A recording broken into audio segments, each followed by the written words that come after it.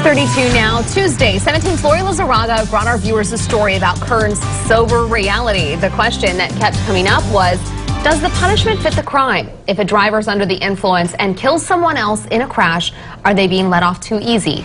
Lori has some answers to those questions. It's unbelievable, how many people we prosecute for this offense who are repeat offenders, and certainly a big part of that is the fact that they were not punished very severely, to begin with. It's been a debate for decades. When it comes to the crime of killing someone in a DUI collision, does the punishment fit the crime? There are some strange things with the way that our law is. If you want to understand how punishments are assigned, you need only look at California law. A person driving under the influence has to get caught doing it 4 times before it's considered a felony. It's a pass. They get a pass, they get a pass, and they get another pass.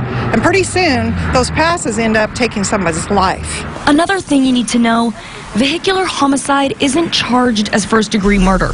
There's no intent. Often, it's not even murder in the second degree. Someone who kills another person while driving under the influence is charged with manslaughter. That's an important differentiation because the charge changes the punishment drastically. Under Penal Code 191.5, the amount of prison time a person faces for killing someone while driving under the influence with simple negligence ranges from 2 to 6 years. You have to step back and wonder, is our legislature really paying attention?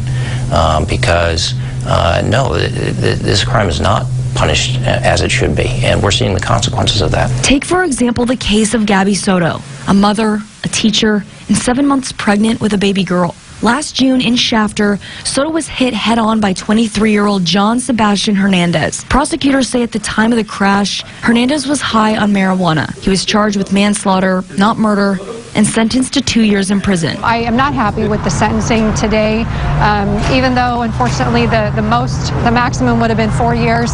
I think it's really disappointing that in our state, the laws for DUI drivers that kill other people is so lenient, and it needs to be changed. That's the bottom line. Or the case of Scott DeMunich, a chemistry teacher at Arvin High for nearly 20 years. In December, 26-year-old Kylie Sluter drifted into the wrong lane and struck DeMunich's vehicle head-on. Sluter was high on meth and charged with gross vehicular manslaughter, not murder. She was sentenced to 4 years in prison. I ask myself every day why God scared me enough, and I don't think I'll ever stop asking myself that same question.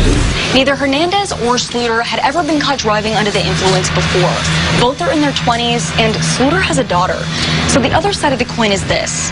Is it better to lose 2 lives, one to the accident and one to prison? Or does a first offender deserve a second chance? And I think what the judge is basically giving him is an opportunity to turn his life around. Lori Lizarraga, 17 News.